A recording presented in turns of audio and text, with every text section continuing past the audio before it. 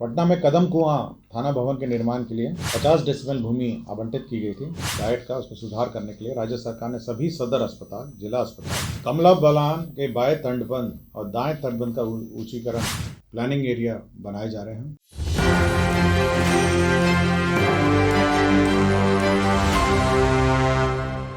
एक महत्वपूर्ण निर्णय हुआ है कि जो नगर विकास एवं आवास विभाग का प्रस्ताव था, आपको जानकारी होगा कि राज्य में सभी नगर क्षेत्रों में प्लानिंग एरिया बनाए जा रहे हैं। प्लानिंग एरिया का मतलब है जो शहरी क्षेत्र है वो और उसके आसपास जितने क्षेत्र हैं जो ग्रोथ पैटर्न पे हैं, मतलब जिन पर विकास हो रहा है अगल बगल, उस प्रकार 10 स्थानों पर प्लानिंग एरिया की स्वीकृति मंत्रिपरिषद में दी गई है। इसमें अरवल है, सुपौल है, सोनपुर है, शेखपुरा है, बांका है, गोपालगंज है, जहानाबाद है, मधेपुरा, नवादा, भागलपुर। तो 10 स्थानों पर जो प्लानिंग एरिया है उसकी घोषणा की गई है। इसका मतलब इन एरियाओं का मास्टर प्लान, मतलब इसका दूसरा मतलब जो कहा जाता है, अरवल का मास्टर प्लान, सुपौल का मास्टर प्लान, सोनपुर का मास्टर प्लान, शेखपुरा का मास्टर प्लान, बांका, गोपालगंज, जहानाबाद, मधेपुरा, नवादा और भागलपुर। सो इन एरियाओं का मास्टर प्लान राज्य सरकार ने स्वीकृति दी है और अब जो भी स्वीकृति होगी, कंस्ट्रक्शन होगी, इस प्लानिंग के अनुसार, इस मास्टर प्लान के अनुसार होगी।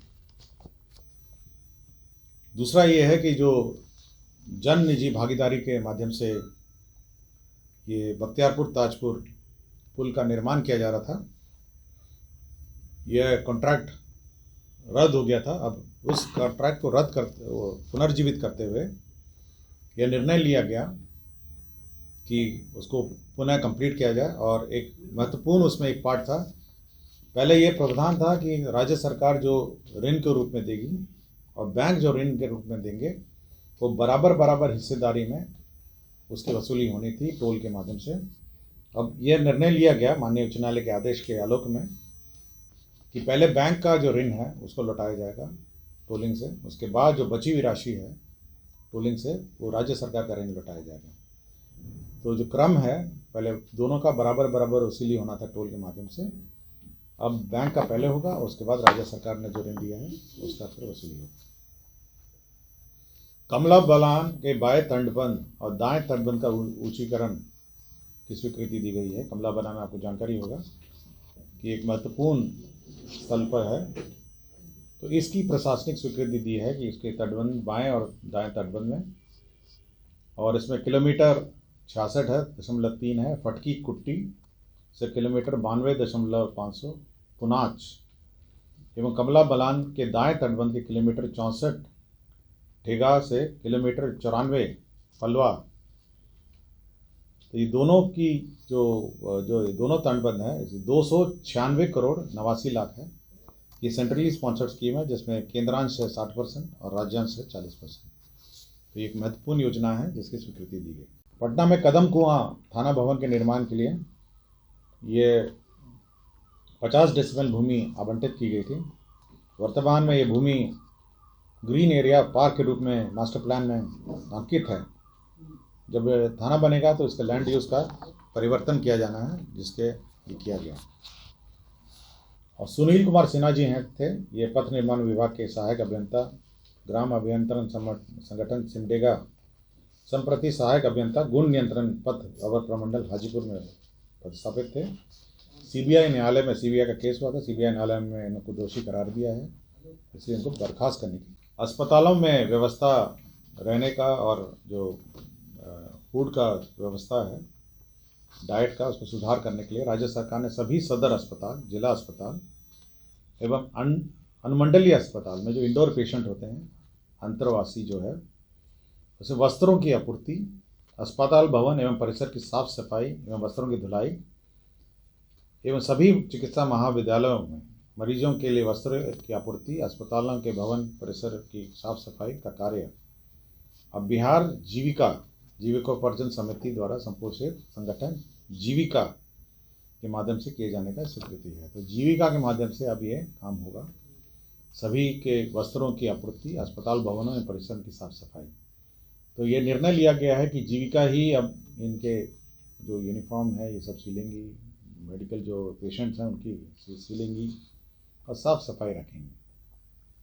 और साथ ही साथ जो कपड़ा इसका उपयोग किया जाएगा वो खादी और जो बुनकर हैं, स्थानीय बुनकर हैं, उनके द्वारा निर्मित जो है सामग्री हैं वही होगा। तो एक तरफ आपके बुनकर और खादी का क्षेत्र में काम मिलेगा, दूसरी ओर जीविका दीदियों को भी जो आय बढ़ाने का क्रम में ये महत्वपूर्ण कदम है। महिला चरखा समिति है कदम कुआं में, आपको जानकारी होगी कि राज्य सरकार समय समय पर इसको रिवॉल्विंग फंड, कॉर्पस फंड देती रही है। तो पहले 5 करोड़ दिया गया था और राशि कम पड़ने के कारण 2 करोड़ और सहायक अनुदान रिवॉल्विंग फंड के रूप में दी गई। इसमें प्रशिक्षण का कार्य चलता है और उत्पादन का कार्य भी चलता है। तो महिला चरखा समिति को भी राशि दी गई। इसके अतिरिक्त बहुत सारे पद सृजन के भी निर्णय लिए गए हैं। राज्यपाल सचिवालय में 2 कंप्यूटर ऑपरेटर का पद सृजन हुआ है। कर्पूरी ग्राम थाना का सृजन और उसमें पद सृजन 25 पदों का सृजन हुआ है समस्तीपुर। आपको याद होगा कि जननायक कर्पूरी जयंती के दिन कर्पूरी ग्राम में थाना का सृजन हुआ था और उसका उद्घाटन भी हुआ था। तो उसमें 25 पदों की स्वीकृति दी गई है। आपके वित्त विभाग में भी केवल वेतन स्तर का संशोधन हुआ है, प्रमोशन का वेतन स्तर। ये योजना विभाग या विकास विभाग के अधीन अवर सांख्यिकी संवर्ग के पदाधिकारी हैं। तो इनका मूल कोटि जो पद है, अवर सांख्यिकी पदाधिकारी, प्रखंड सांख्यिकी पदाधिकारी का लेवल 7 था और सहायक सांख्यिकी पदाधिकारी का भी लेवल 7 था। अब ये है कि प्रमोशन का पद नहीं था, इसलिए सहायक सांख्यिकी पदाधिकारी का वेतनमान 7 था, जिसको अब बढ़ाकर 8 कर दिया गया। तो ये उच्च वेतन स्तर स्वीकृत नहीं था और अब 8 था। ये चिकित्सा पदाधिकारी अंडमंडलीय अस्पताल फुलपरास मधुबनी था। ये 27/7/2016 से ड्यूटी पर कार्यरत नहीं थी, इसलिए इनको डिसमिस कर दिया गया है। स्वर्गीय डॉक्टर संत चौधरी हैं, ये भूतपूर्व उप निदेशक स्वास्थ्य सेवाएं हैं। इनको प्रमोशन, ये एलिजिबल थे, जिस कारण से एक शैडो पद क्रिएट किया गया है इनके लिए, इनको प्रमोशन देने के लिए। इसमें लाभ इनके फैमिली पेंशन में होगा, जो इनके परिवार के लोग पेंशन लेंगे। श्री ईश्वर चंद्र ठाकुर हैं, अभियंता प्रमुख, सिंचाई सृजन जल संसाधन विभाग। इनका कार्यकाल 31/1/2023 को खत्म हो रहा था। इनका कार्यकाल 1 साल और कॉन्ट्रैक्ट पर बढ़ाया गया है और अभियंता प्रमुख के कार्यकारी प्रभार में रहेंगे। सूचना एवं जनसंपर्क विभाग में 18 पद, शैडो पद क्रिएट किए गए हैं। इसमें अधियाचना पहले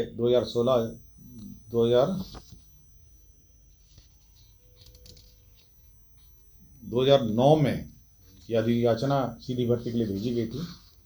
उसके बाद अनुशंसाएं प्राप्त हुई, 18 पद घट गए थे जिसमें उनको ऑब्जर्व करना था, उसी के लिए शैडो पद 18 क्रिएट किए गए हैं। मुंगेर जिला वानिकी महाविद्यालय की स्थायी स्थापना के लिए, पठन पाठन के लिए 204 पदों का सृजन किया गया। तो मुंगेर जिला में वानिकी महाविद्यालय भी अब शुरू हो जाएगा।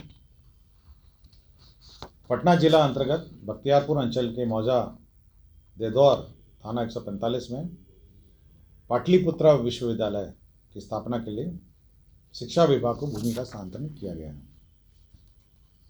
पथ निर्माण का ही एक माननीय उच्च न्यायालय के ऑर्डर के कोर्ट का कंप्लायंस में श्री बेचन राम तत्कालीन कार्यपालक अभियंता पथ निर्माण विभाग, जो 8 वर्षों से अनधिकृत रूप से उपस्थित थे, उनको बर्खास्त किया गया था। माननीय उच्च न्यायालय के आदेश के आलोक में उनका बर्खास्तगी आदेश वापस लिया गया है और उनको वापस ड्यूटी में रखा गया है। यह आदेश इस मामले में जो एलपीए दायर है उसके आलोक में प्रभावी रहेगा। वित्त विभाग में जो कार्यालय प्रचारी हैं, 59 जो कार्यालय प्रचारी के पद थे उनको सरेंडर करके 71 लिपिकों के पद का सृजन किया गया है। विभिन्न विद्यालयों में बहुत सारे अपूर्ण विद्यालय हैं और बहुत सारे अपूर्ण कमरे हैं और साथ ही साथ अपूर्ण बिल्डिंग हैं। तो 1401 निर्माणाधीन अतिरिक्त वर्ग कक्ष हैं, 83 निर्माणाधीन नवसृजित प्राथमिक विद्यालय हैं और 8 निर्माणाधीन भवन विद्यालय। ये सभी को पूरा करने के लिए, ये सारे अधूरे हैं, इनको पूरा करने के लिए 35,98,04,058 रुपये सैंक्शन हुए हैं। तो ये सभी आप देखेंगे बहुत सारे स्कूल के कैंपस हैं किसी कारणवश अधूरे हैं, कंप्लीट नहीं हुए हैं और विभिन्न योजनाओं से निर्माणाधीन थे। तो इन सभी को कंप्लीट करके पूरा करने के लिए अब यह निर्णय लिया गया है कि इन सभी को पूरा किया जाए और इसके लिए 35 करोड़